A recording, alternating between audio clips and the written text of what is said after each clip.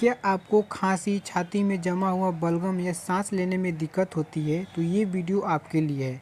आज हम बात करेंगे ब्रोजेडेक्स सिरप के बारे में जो कफ और चेस्ट कंजेक्शन के लिए बहुत ज़्यादा इस्तेमाल किया जाता है। दोस्तों इसमें 3 कॉम्बिनेशन मिली होती है। पहला है टर्बुटाली जो सांस की नली को खोलता है, दूसरा है ब्रोहेक्सिन जो गले में बलगम को पतला करता है और तीसरा है गुआफेनिक जो कफ बाहर निकालने में मदद करता है।